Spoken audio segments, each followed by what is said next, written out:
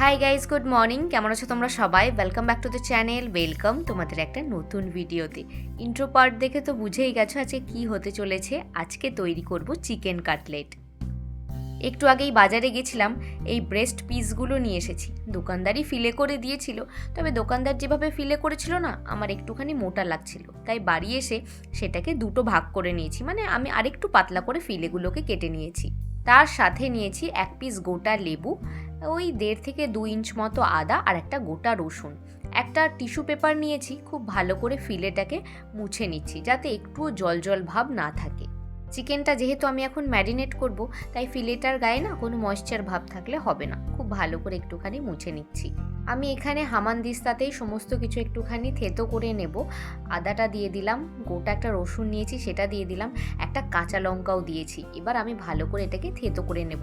তোমরা চাইলে এটা মিক্সিতে দিতে পারো, কিন্তু মিক্সিতে দেওয়ার থেকে না এইগুলো স্টার্টার আইটেম, তো এখানে একটুখানি ক্রাশ করা বা এরম থেতো করা মশলা দিলে কিন্তু যখন খাবে তখন মুখে পড়লে বেশি টেস্ট লাগবে খেতে, আর ফ্লেভারগুলো বেশি ভালোভাবে পাওয়া যাবে।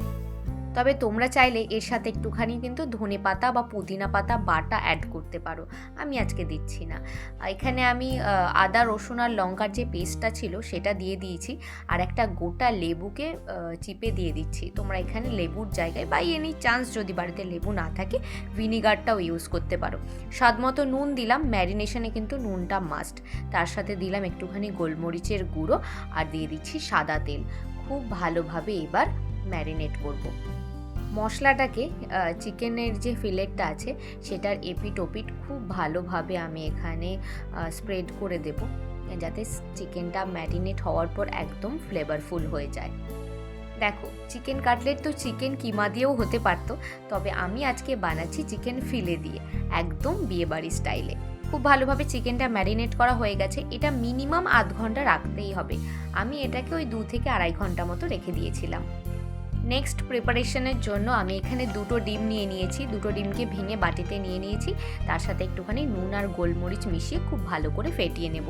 যেহেতু আমি আজকে 4টে কাটলেট বানাবো, তাই আমি 2টো ডিম নিয়েছি। তোমাদের যদি কাটলেটের পরিমাণ বেশি হয় সেক্ষেত্রে ডিমের পরিমাণ তোমাদের কিন্তু বেশি নিতে হবে।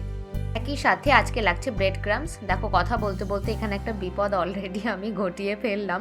এর আগের দিন যে চিজ বল বানিয়েছিলাম তখন এই ব্রেড ক্রাম্বসটা আমি বানিয়ে রেখেছিলাম, সেইটাই ঢালতে গেছি, একদম পড়ে গেছে। যাই হোক, রান্না করতে গিয়ে এরকম টুকটাক জিনিস তো প্রতিদিনই হয়। আজকে যাই হোক ক্যামেরাতে সেটা ধরা পড়ে গেল। প্লেটের মধ্যে ব্রেড ক্রাম্বসটাকে আমি খুব ভালোভাবে স্প্রেড করে রেডি করে রেখেছি। আর এইদিকে দেখো, আমি ওই 2 থেকে 2.5 ঘন্টা মতো চিকেনটা ম্যারিনেট করে রেখেছিলাম। চিকেন কিন্তু আমার সুন্দর ম্যারিনেট হয়ে গেছে, চিকেনের কালারই চেঞ্জ হয়ে গেছে। একটা থালার মধ্যে আমি নিয়ে নিয়েছি এখানে ময়দা। চিকেনটাকে এবার কোট করার পালা। প্রথম কোটিংটা হবে ময়দাতে, তবে ময়দার কোটিংটা না খুব বেশি করলে কিন্তু চিকেনের টেস্টটা পাওয়া যাবে না। তো আমি খুব হালকার ওপরেই কোটিংটা করব। আর কোট করার সাথে সাথে না চিকেনটাকে একটা কাটলেটের শেপ দেওয়ার চেষ্টা করতে থাকবো। টোটাল 2টো কোটিং হবে। 2টো কোটিংয়ের পরেই কিন্তু চিকেনটাকে সুন্দর করে একটুখানি কাটলেটের শেপ দেওয়ার চেষ্টা করতে হবে। একে একে প্রথমে 4টে ফিলেকেই আমি সুন্দর ময়দার কোটিং করে নিয়েছি। এখানে আমার ময়দার কোট করা হয়ে গেছে। এবার এই চিকেনের যে ফিলেগুলো আছে সেগুলোকে আমি চপার বোর্ডের ওপর নিয়ে নিয়েছি, আর একটু একটু করে হাত দিয়ে বা তোমরা এরকম ছুরিও ইউজ করতে পারো, দিয়ে তোমরা চৌকো শেপে এই কাটলেটের শেপটা তোমরা দিতে পারো। ব্যাস, এবার নেক্সট প্রসেসের জন্য ফিলেগুলোকে প্রথমে ডিমের গোলায়, তারপরে ব্রেড ক্রাম্বসে। এটা একদম ইজি প্রসেস, সবাই জানে। খুব ভালোভাবে ব্রেড ক্রাম্বস দিয়ে আমি কোট করে নিচ্ছি। এখানে আমার একটা হাতই 2 সাইডে লাগাতে হচ্ছে, কারণ বাঁ হাতটা আমি এখানে লাগাতে পারছি না, ওই সাইডে ক্যামেরা রয়েছে। যাই হোক, খুব ভালো করে আমি প্রথমে কি করব বলো তো, প্রথমে 4টেকেই সিঙ্গেল কোট করে নেব, তারপরে আবার ডবল কোট করব।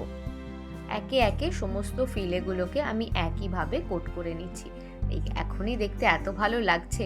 আর যেহেতু অনেকক্ষণ ধরে চিকেনটা ম্যারিনেট করে রেখেছিলাম না, প্রচণ্ড সফট হয়ে গেছে চিকেনটা, আর এত ভালো একটা লেবুর গন্ধ আসছে।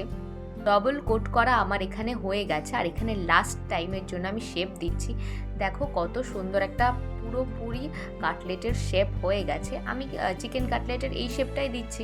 আরেকটা হয় ডায়মন্ড শেপ, যেটা মেনলি চিকেন কিমা দিয়ে যে কাটলেটটা হয় সেটার হয়, তবে আমি এটাতেও একটুখানি ডায়মন্ড শেপ দেওয়ার চেষ্টা করেছি। একদম পারফেক্ট হয়নি, ওই মোটামুটি একটা হয়েছে। বাকি তিনটেতে আমি এরকম চৌকো শেপই দিয়েছি। আর এখানে ফিলেগুলো কিন্তু আমার ডবল কোট হয়ে একদম রেডি হয়ে গেছে। এবার সেই একই প্রসেস, এটাকে এবার কিছুক্ষণের জন্য ফ্রিজে রেখে দেবো যাতে খুব সুন্দর সেট হয়ে যায়। 5-10 মিনিটের জন্য আমি এটাকে ফ্রিজে রেখেছিলাম। এরপর কড়াইতে তেল গরম করে ওই মিডিয়াম টু লো ফ্লেমে আস্তে আস্তে ভেজে নেব। তবে এয়ারটাইট কন্টেনারের মধ্যে এই অবস্থায়, এই কোটিং করা অবস্থায় তোমরা কিন্তু রেখে ওই সপ্তাহখানেক রাখতে পারো। মাঝে সাঝে ভেজে খেলে কিন্তু বেশ ভালোই লাগে। গরম তেলে এপিট ওপিট বেশ লাল লাল করে সুন্দর ভেজে নিয়েছি। কাটলেট কিন্তু এখানে আমাদের একদম রেডি। পুরো একদম গাটা যেন চকচক করছে।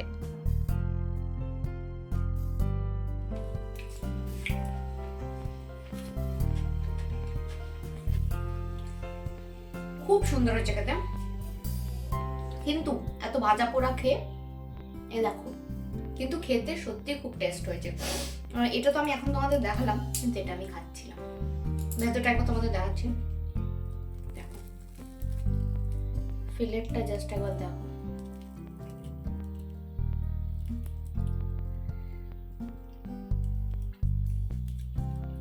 ভিডিওটা কেমন লাগলো জানিও, আর রেসিপিটা অবশ্যই বাড়িতে ট্রাই করো, একদম ইজি। দেখা হচ্ছে নেক্সট ভিডিওতে।